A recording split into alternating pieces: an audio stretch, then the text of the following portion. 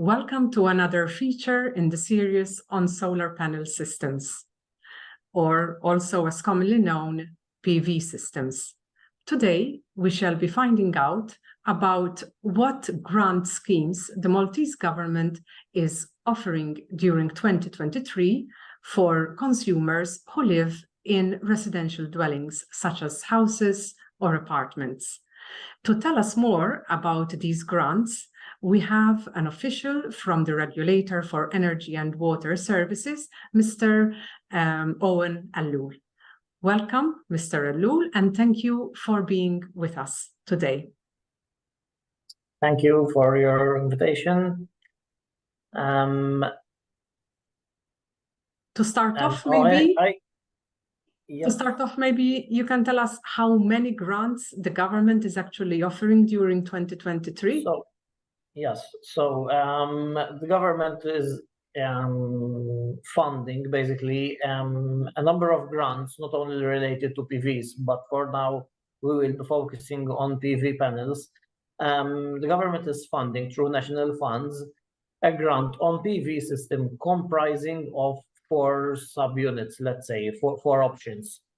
So the first option is a grant on the purchase of a PV system with a standard inverter.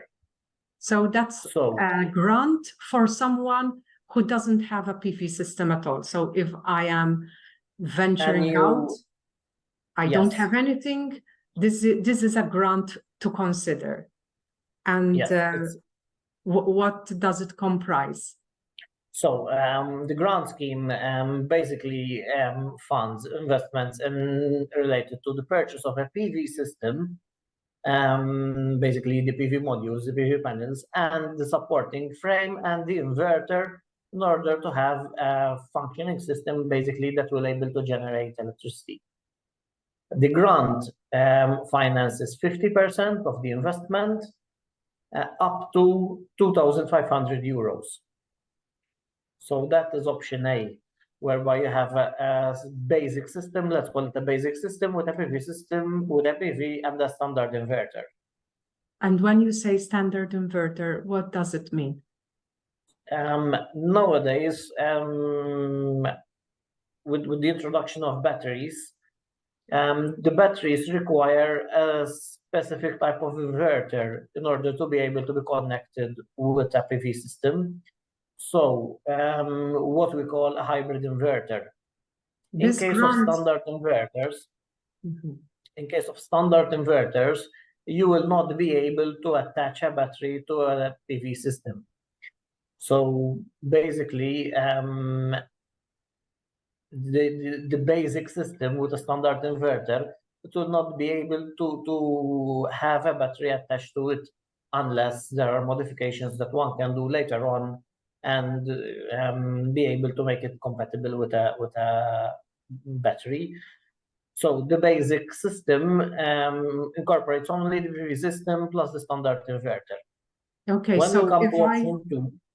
if I decide that I don't want to have a battery for some years at least, I can say, okay, I'm going for a standard inverter, which is, I believe, is it a bit cheaper than the newer? It may be the case that is a bit cheaper, but obviously as technology is always changing, standard inverters are becoming less available, are becoming less attractive. So it's more like basically most people nowadays go for a hybrid system, because obviously the technology is driving in that direction, and it makes more sense to invest the additional expenditure that you will be forking out for hybrid inverter is also partially covered by a higher grant amount for option B.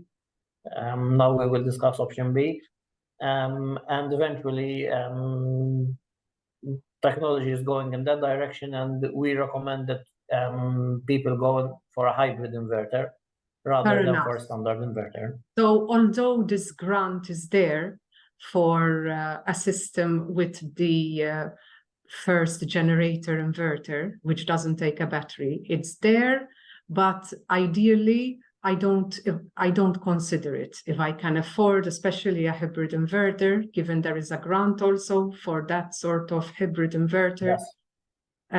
It is recommended that I consider the hybrid inverter. But if I want to go for the traditional inverter, which doesn't take a battery, there is a grant for me.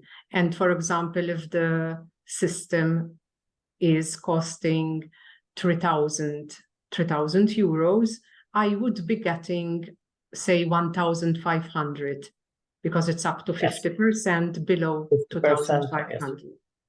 If it's 5,000, I get 2,500. But if it's more than 5,000, like 7,000, I will still get the maximum of 2,500. Exactly. Okay, so that's the first option. All right. Now, if we go to option 2, basically, it comprises the same a PV system, but with a hybrid inverter now, instead of the standard inverter. And again, there's a grant of 50%, but this time the grant is up to 3,000 euros. So one can benefit up to 3,000 euros by installing a PV system and a hybrid inverter. Very good. So if I have a hybrid inverter, does it mean I should get the battery? Or it means that I can install a battery? That eventually, when you decide to add a battery to your existing system, that inverter will be capable of handling and charging that battery. It does not mean that you need to invest in the battery there and then. So if someone decides that first he will invest in the PV system, and eventually as you go along, you decide to add a battery, that inverter will be battery ready and will be able to take the battery once you decide to install a new battery. Very, very interesting, because there is a longer term plan one can have if one doesn't afford forking out money. They can can stagger the investment accordingly, according to the needs of the household, basically. Okay. And that will take us to the third option, whereby one can purchase a battery only. Okay. So if one have a system installed, let's say 2-3 years, or it can be new, basically one can benefit in a combination of a PV system with a hybrid inverter plus battery. So the third option would be to include a battery to your existing system, be it new or be it old. And the grant on the battery covers up to 80% this time, because we are aware that investment in batteries are still a bit expensive. So the grant amount is covering up to 80% of the eligible expenditure, up to 3,600 euros. Wow, that's a very generous grant. Yes, because obviously we understand that in order to mobilize the people, basically, and in order to make it attractive, the grant has to have a certain impact and has to push people basically to look at these things and invest in these things. So the grant is high. Makes sense. Makes sense. How about the fourth? So the fourth option, so basically the last option that we have is just before we go to the fourth option, in order to clarify, so one can apply to benefit for a PV system coupled with a hybrid inverter and a battery. And in that case, one can benefit from the 3,000 grant for the PV system, together with the 3,600 grant for the battery. So in total, if you opt to purchase a complete system with the battery, you can benefit up to 6,600 euros when you combine the grants together. Very good. A very good grant. So to make it clear that basically new installations are still eligible to benefit from the battery. As For long as you existing get, the hybrid inverter. Yes, the hybrid inverter together with the battery, yes. For existing installations that are already in place, and we can understand that it does not make sense that you will remove or decommission an existing system just to get a new one. So for existing systems which are older than 6 years, there's another option, which is option 4, whereby an applicant can benefit from the replacement of the inverter, because we can understand that systems that are 6 years old, they only have a standard inverter. They don't have a hybrid inverter. So an applicant can benefit from the replacement of a hybrid inverter plus a battery in order to be able to attach a battery to an existing system. And there's a grant again of 50% on the inverter and 80% on the battery, up to 5,400 euros combined together. So existing systems that are already in place, that are already generating electricity, can opt to replace their inverter and add a battery for a grant of up to 5,400 euros. Makes a lot of sense, because the solar panels have a good performance for much, much longer. So as you said, it doesn't make sense to remove them, but the inverter has a shorter lifespan, yes. And at the same time, one would be getting the opportunity to upgrade, to be able to store energy in a battery when you change the inverter. There are very good options for different situations, both for people who are just starting to buy a whole solar panel system and also for people who have one already. So there's a lot of flexibility.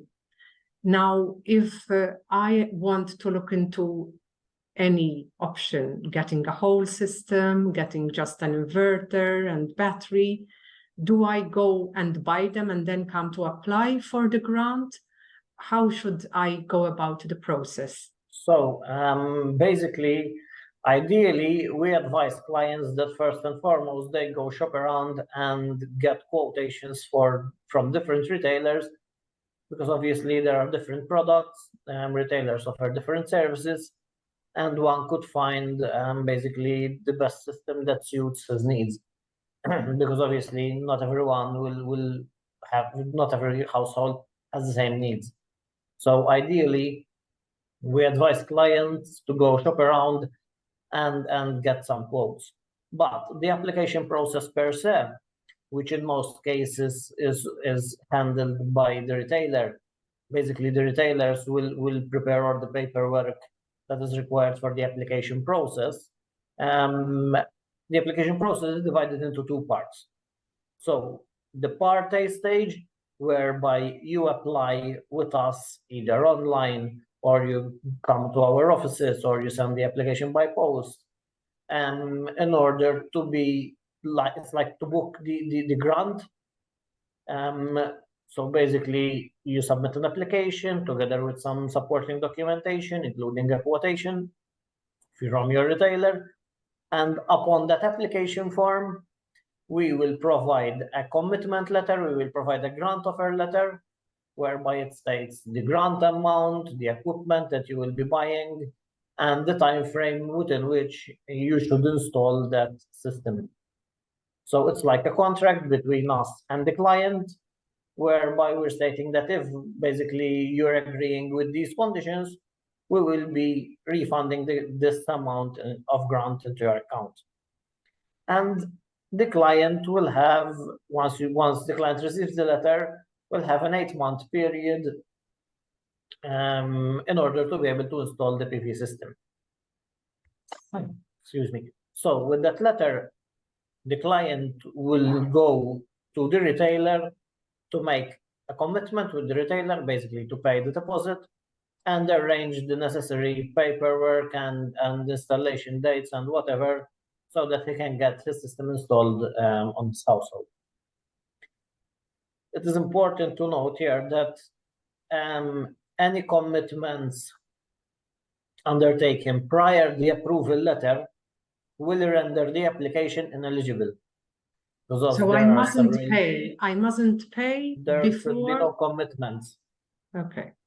There should be no commitments prior to the approval of the grant of air letter. Because obviously there are state aid rules, and we need to abide by those regulations. Okay, I need to get the grant approval before I pay. First, you need to have the grant approval in your hands in order to be able to make a commitment. Once the grant is issued, you can make a commitment with the retailer, you can pay the deposit, you can basically arrange an appointment for the installation, and you take it from there. If something crops up and I don't manage to install it in those 8 months, we can grant an extension. Obviously, we can understand that things can crop up, that there may be supply chain issues. For example, during the COVID, we were aware that there were supply chain issues. It can be personal situations that can crop up. So we need to be informed in order to keep those funds allocated for that particular application. So in that case, an extension will be granted, provided there are valid reasons. We grant an extension on those 8 months. Okay. So within those 8-month period, or whatever the period will be, the installation has to take place, and then you need to submit, the applicant need to submit Part B. Again, in most cases, the retailers will help in providing the necessary paperwork, and in most cases, the retailers will prepare themselves the paperwork for the client, whereby basically we'll be asking for confirmation that the system is installed and was tested and commissioned, etc. So we provide photos, we request photos, we request serial numbers, we request certification from an engineer. And once all that paperwork is provided, the application is evaluated, and the grant will be paid directly in the client's bank account. So the client will need to have a bank account, and the transfer of funds will be sent to the client, not to the retailer. It's important to note that we will only pay the applicant, because the commitment we have is with the applicant. Yeah. And basically, once the application process is over, payment of grant will be affected in around 4 to 6 weeks' time, and basically that will be it. The only thing that the applicant then has to follow up is to apply with ARMS to have his system connected to the grid, so that he can benefit from the feed-in tariff. And it's worth saying here that in another feature, Yes. with you, we will be hearing and discussing the options for feed-in tariffs. Yes. That's a fast turnaround of getting the grant in about 6-8 weeks. It's very good. And good to keep in mind also that although the process of application and paperwork sounds lengthy, I have done it. I tend to get apprehensive about paperwork, but I commend retailers because they are very well prepared. They are very supportive, as are the officials at Reus. So the paperwork is simple and smooth to go through in this way.